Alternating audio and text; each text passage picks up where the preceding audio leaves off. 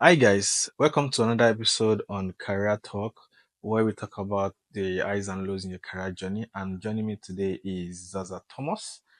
He's a senior security engineer. Zaza, please introduce yourself. Hi guys. So yeah, like Kay said, my name is Zaza Thomas. I'm a senior security engineer over at Bloomberg. And yeah, I'm glad to be here. Thank you so much for joining us today. It's a pleasure.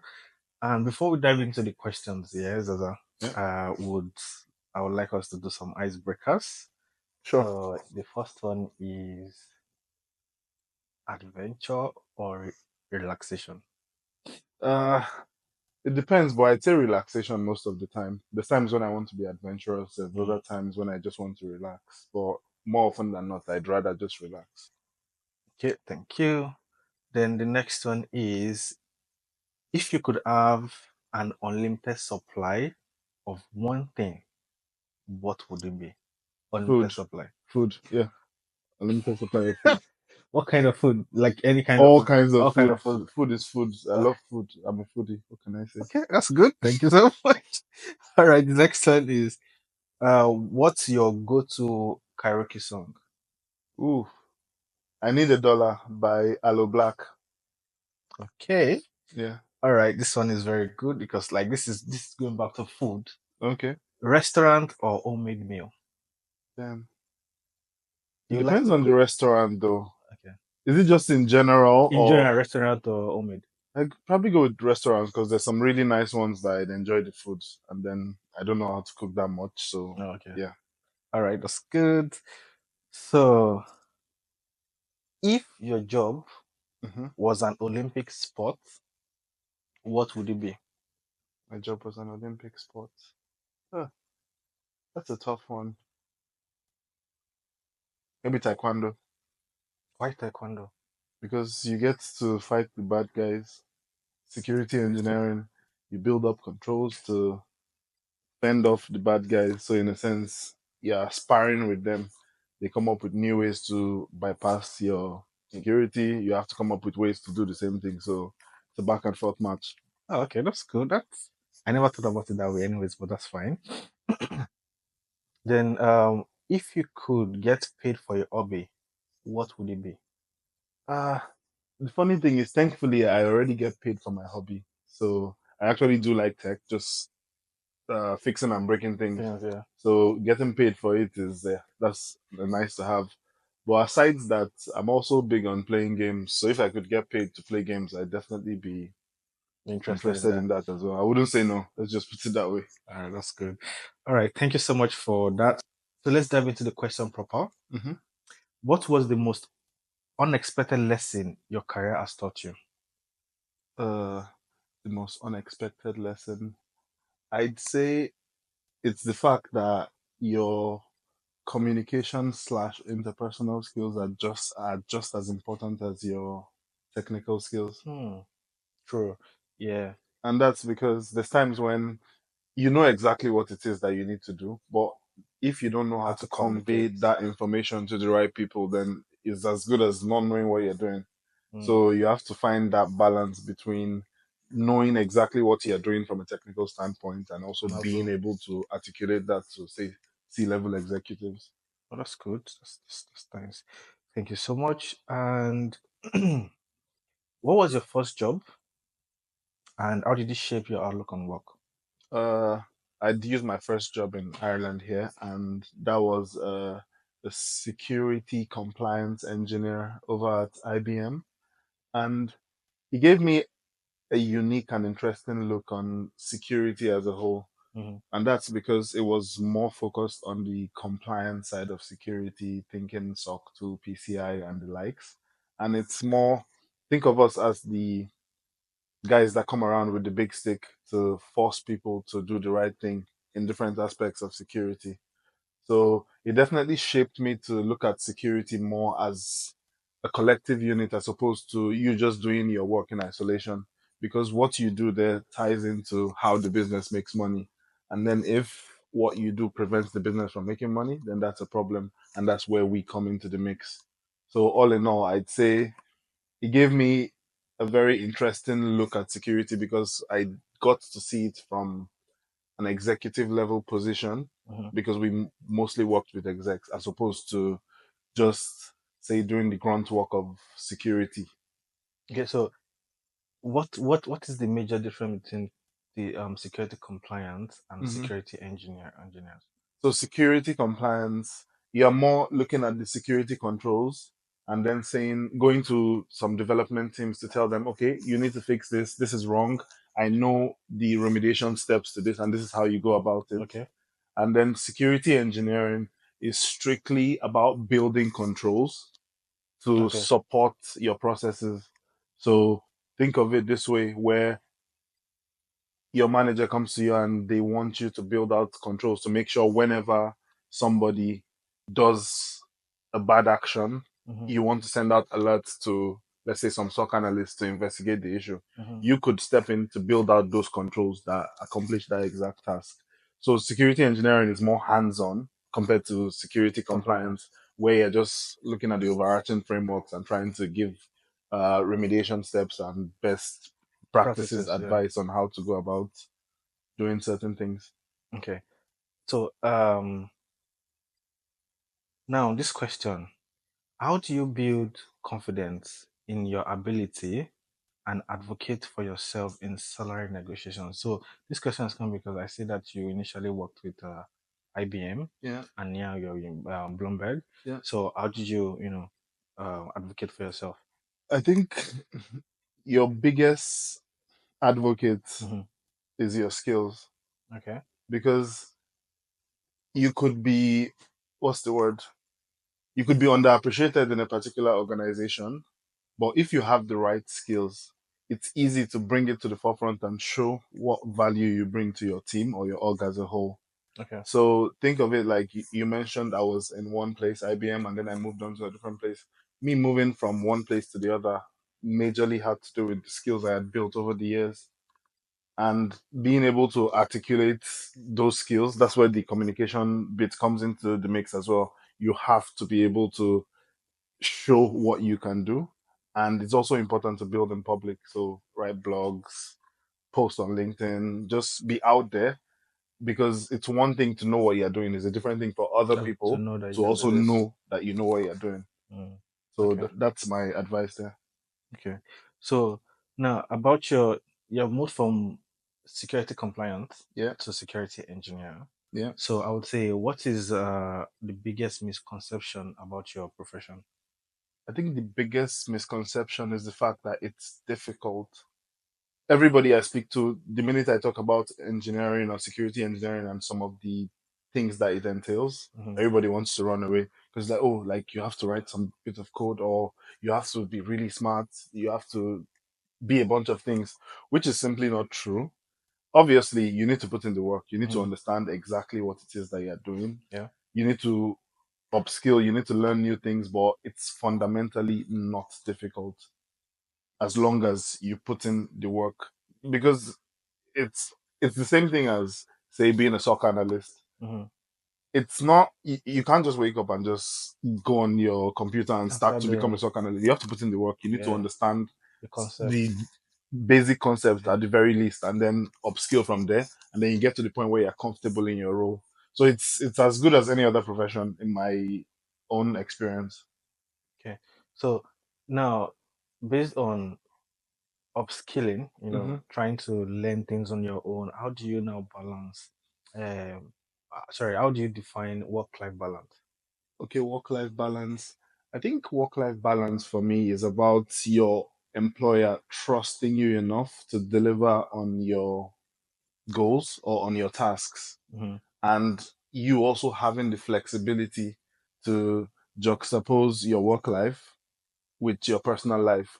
So being able to be flexible enough to maybe work sometimes at home, being able to leave work early sometimes to pick up your kids from school, just the way your work enables your personal life is what I consider work-life balance.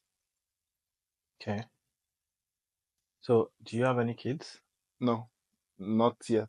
Oh, I asked that because you mentioned like you're able to pick up your kids. Oh yeah, that's So, that's that's just an example because there's a lot of people that do have families and have kids, and they also work. So over for like For singles. singles, So like how do it's we? okay. So for So, me now, so don't yeah. you think there's don't think maybe there might be some more expectation for singles to work more at home because they don't have any kid or wife they are, should I say, looking after, as opposed to a married couple that with children and spouse. I get where you're coming from, but from my own understanding, I think as employees, Hmm. we should be treated as equals. So if this person gets to spend time with their family, I should be able to spend time with my family even if I don't have kids. Maybe I have a brother somewhere, maybe I have a sister somewhere, maybe I want to spend more time with my aging parents, I should be able to do that. Okay. So if the work life balance only applies to people with kids, then the other people that maybe don't want to have kids or don't have kids yet are then at a disadvantage. So I'd say it should apply to everybody in just being able to balance your personal life and your work life depending on where you are in your personal So life. that's more of treating everybody equally. Yeah, basically. Okay. Thank you so much. Then, how do you handle the pressure of high expectations? Hmm. Because your job seems like you are expected to deliver a whole lot more, right? So, Hmm. like, have you been in that position where you are under a lot of pressure? I think I'm thankfully not a very reactive person. So what that means is most of the time, very few things actually move me. Okay. So if I find myself in a position where there's high expectations of me, yeah, that's fine. I just focus on doing my work. There's times when you get stuck when maybe you don't know a clear way forward. That's why it's also important to know when you need help. Speak to your colleagues, speak to people around you. Hmm. But the general idea is focus on actually doing the work and less on the pressure that you might be feeling by those high expectations. Okay. So, in your role as a senior security engineer, Yeah. so how or what is the best way to develop leadership skill? I believe in something called framework thinking. And what that What is is, okay? yeah, framework thinking is when you're thinking, you need to apply certain principles. So, for example, there's something called the SWOT analysis. That's just a very basic form of it. Like when you're faced with a problem, you consider the strengths, the weaknesses, the opportunities, and the threats. Okay. So, automatically, you're able to discern what makes the most sense in a given situation. Hmm. And that's one thing that's very important in leadership discernment, being able to judge correctly Okay. when you have let's say opposing views or opposing projects, and then how do you prioritize what goes before what? Hmm. And that's also important. So obviously, if you're in a technical role, that technical ability is a nice to have in a leadership position because you can better relate with some of your engineers, and then they explain concepts to you and you actually know what they're saying. So that's helpful. The other side to it is also being able to communicate, because when you're in leadership you deal a lot with people People, yeah. and you spend less time on actual technology and just more time on the general direction or strategy. Another framework you can think about there is second order thinking. So Hmm. that's where I look at this now. I make one decision, and then what's the immediate effect of that decision? Hmm.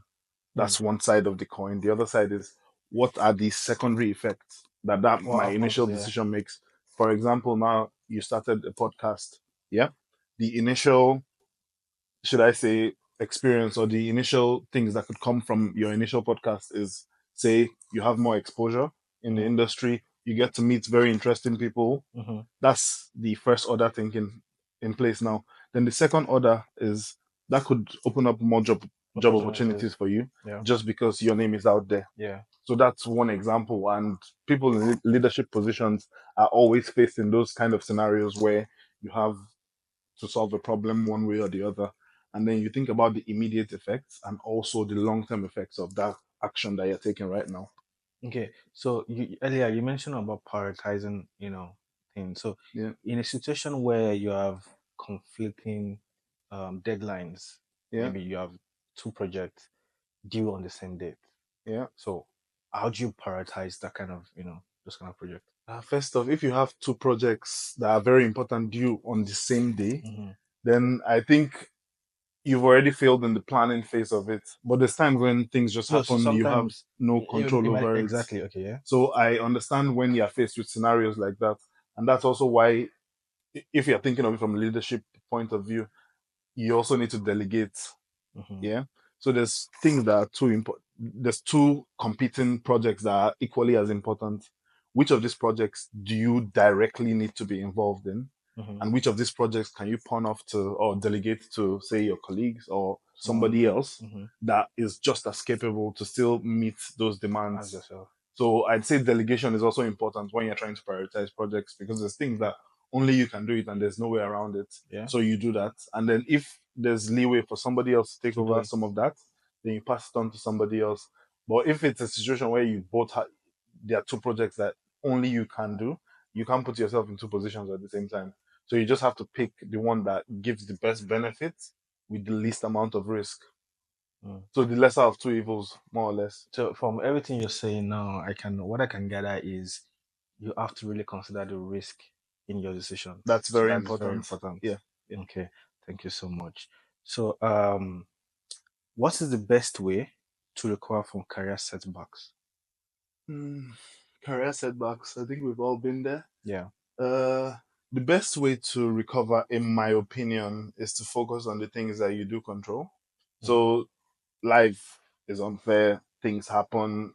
We have to just keep doing what we can do. Yeah. And instead of focusing on, oh, maybe I failed this exam or I failed this interview, focus on what you could have done better.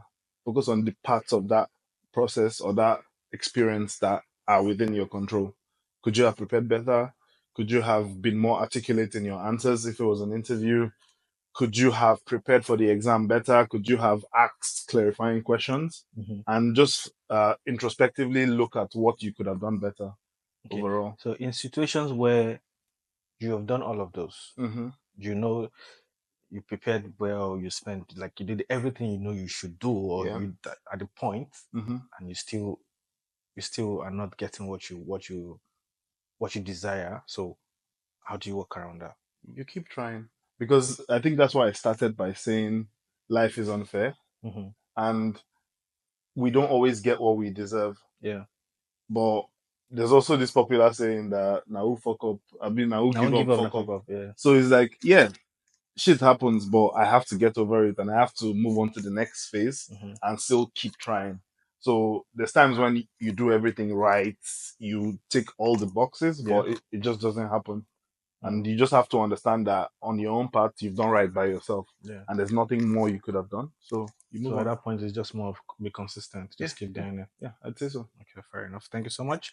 So, can you share a high and a low moment from your career that taught you a valuable lesson?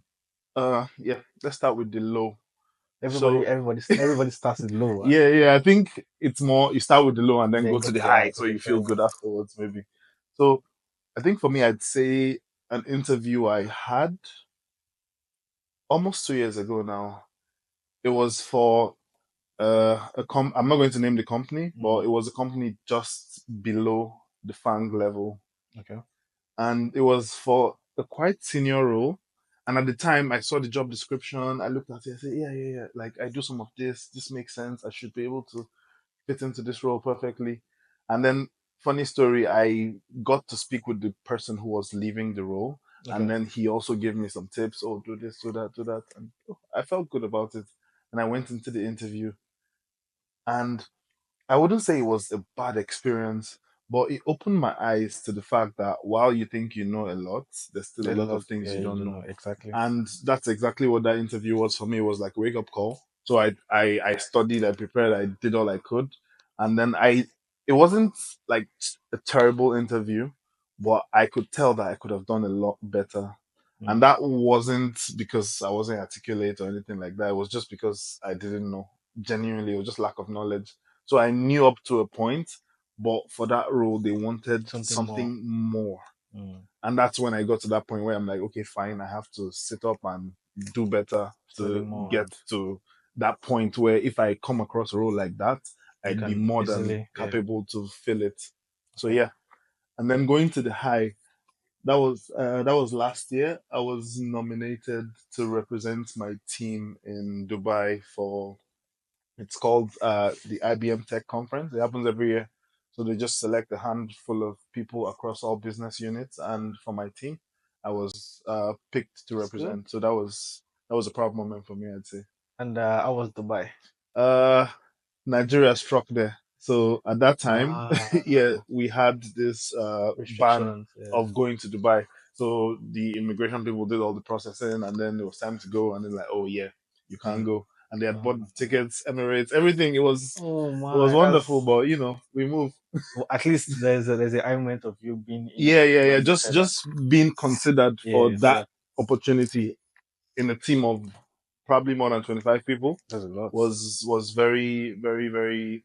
It was a happy moment for me. And that's good. That's nice. Yeah. Thank you so much. And so this question says, if you could trade jobs for a day, what would it be and why? Hmm. There's a couple people that come to mind,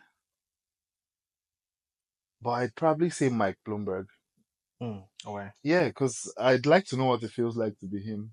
Like just being able to do it all, Mm-hmm. see it all, and then yeah, at that stage where most of what you just do is just give back to charity Charity. because he's been a governor, he's been a successful businessman, he's a billionaire. Like it's more or less like you finished life and you finished it in a good way.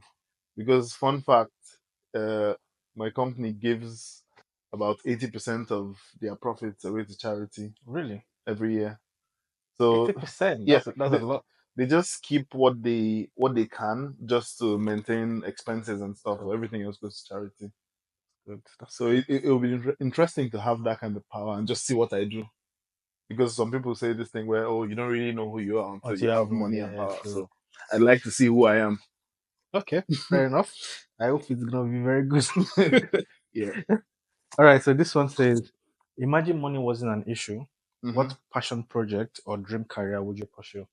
If money wasn't an issue, uh, I've always been interested in container homes. It's a very niche. Yeah, I'm going to explain. Okay. So you know these typical containers that they Yeah, use for I know, shipping houses, yeah, for shipping goods and goods, stuff. yeah. So people build houses from those Yep. containers. Mm-hmm. And back in Nigeria, I was a bit obsessed with just looking at really nice designs for those kind of houses. And I wanted to build one, but obviously, I didn't have any money, and I was also trying to come here for school and stuff. So it just took a back burner. But I'd say if I had the opportunity and then I wasn't worried about money, I think I'd want to You build a build something container like that. home and actually live in it as well. And That's it's not good. just one container. So there's some that you'd have, let's say, 3 or 4 containers, Then and then you they stack merge, it up a yeah. different way. Maybe stack two side by side and then put one on top, and then you actually have like a duplex. Then you have to cut. So yeah, yeah, it's very very niche, but it's Yeah, something I've that seen a couple of videos on that on YouTube and too. some of them look really nice. There's Yeah, they one I are saw actually. for Airbnb. I think it was called the Hot Box. It's on YouTube if you just check it. Hmm. So if you're in there, you wouldn't even know it's a container house. And it was just so beautiful, and it's like tucked in the middle of nature. So that adds a bit of finesse to it as well because I don't really. While some people think I'm social, I don't really like people as well. So Mm. I You, think living in a place like that would definitely suit so me. you don't like being in the midst of people as much as people Yeah, think you do. exactly. I'm not as extroverted as most people think I am. Fair enough. I can. Should I say most of us are like that? Some people just enjoy being around I other know people. that's why I said most of us. Like Okay, okay, a good fair. number of people, they are outside, but they rather prefer to be indoor That's than me. outside. I So would rather just stay at home than go for uh, most events. fair enough. All right, thank you so much. And this one is, if you could go back and give your younger self one piece of career advice, what would it be? Hmm. Younger Zaza. That would most likely be start early, learn, Hmm. and be curious. And that's because I think when I look at some of the younger people, I talk like I'm very old, but yeah. When I look at some of the younger folks nowadays, I'm just wondering like if I started as early as they did, where Yeah. would I be? So I think I'd give myself a very good edge if I started learning like way earlier than I did. Yeah, in line with that, there's a program called TY that happens in my company. Mm-hmm. So it's where it's transition year. That's TY means. Okay. So it's where people from I think grade 4, grade 5 come to our offices and we give them a tour of what we do Mm-hmm. on a daily basis. And I've been opportunity to do that twice this year. And the first time I did it, I was like, I wish I had, You had something I had like this this as well, yeah? experience to give me a sense of, okay, what work life was, or is Mm-hmm. at the time. Then, even the last one I did was even this week. And having to do that, showing the young girl, what I do on a daily basis, just like, I really wish I had this Because opportunity you'd of have had a different kind of drive to do exactly, something similar, but most of us exactly. were just, chilling in Nigeria, just So enjoying life. what can we do? So so I think we are almost at the end of yeah we are almost at the end of today's episode. So one question here is, what is a key takeaway you hope the audience would carry with them after listening to this episode? A key takeaway I want to give to the audience. Hmm, I think I'd say back yourself more. What do you mean by And back yourself more? a lot of people know more than they think they do. There's times Mm, when we know certain things, but that imposter syndrome always kicks in and it never goes away, mind you. I still have it till this very day. So it's that thing where we don't give ourselves enough credit for what we know, hmm. and we sometimes fail to take certain opportunities because you think, oh, I can't do yeah, this. like Yeah. this is a senior role, I can't fit in. I just started 3 years ago or 2 years ago. Some people are there with 10 years of experience, and that's the role they're currently in. But the thing is, cybersecurity is very, very skills based. Mm. Experience plays a huge factor, don't get me wrong. But if you build the right skills, you're just as good. And Regardless of the experience. yes, as long as you know exactly what you're doing. That's why I tell people build in the open. That's when you're doing things, don't just do it in the back of your cupboard. Let Like people let know. people know you're doing this thing because it puts you out there, and it also shows that you have the ability to do it. So the next time somebody is looking for somebody, They, let's say a they, manager is looking for somebody they that can fill remember this that. role, I saw this guy post that thing on LinkedIn the other day. Just go, just slide in your DMs, Mm, and you'd get a lot more recruiter reach outs than you think you you would. would. That's one thing. The other one I'd say is make sure you have a purpose behind everything you do. Mm, And some people reach out to me and like, oh, I want to get into cybersecurity. I'm like, yeah, but which part of cybersecurity? There's different aspects of cybersecurity. cybersecurity. You Yeah. could be in incident response, you could be in e-discovery, Yeah. you could be a security engineer, you could be a SOC analyst, you could be a compliance guy. There's A lot there's a of lot places. Yeah. of areas. And then if you don't know why you're getting into this area, then you've not prepared enough. Mm, And it's important to deep it and be like, okay, I want to do this because this. So that way you have something backing your decision. And it also applies to learning something or building something. In so I have a Discord group that me and a couple of my friends tend to speak a lot about tech and just learn together. And then sometimes people will say, "Oh, I want to do this," or let's say I want to, let's say, deploy something to the cloud and secure it. And I always ask, "What are you trying to to achieve?" achieve. Yeah. And that's because most people might not know the best way to do something Hmm. and just pick the thing that they've seen somewhere and say, okay, yeah, this is what I want to do.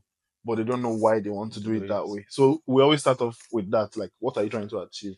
And then Okay. when you know what you're trying to achieve, you can map out the best way to get To get to there. that point.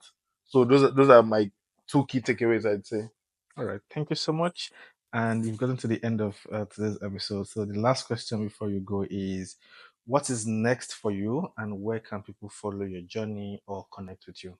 I think the next thing for me is just keep doing what I'm doing. To Hmm. be frank, build stuff, break stuff, and just hang out.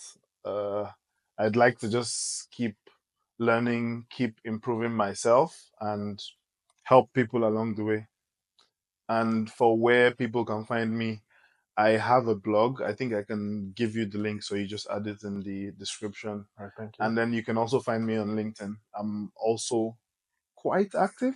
Not very Yeah, active, but I respond to DMs. So if you want to reach out to me, I'm happy to help. so what was the LinkedIn name? Zaza Thomas. So Thomas. Yeah, Zaza Okay. Thomas. It's unique enough to find me on the first go. Don't worry, I'll link your name on this Okay, screen. that's fine. Thank you so much, Zaza, and Yeah. welcome. This is the end of today's episode. Thank you guys for listening to today's episode. Please don't forget to subscribe, like, and share. See you again next time.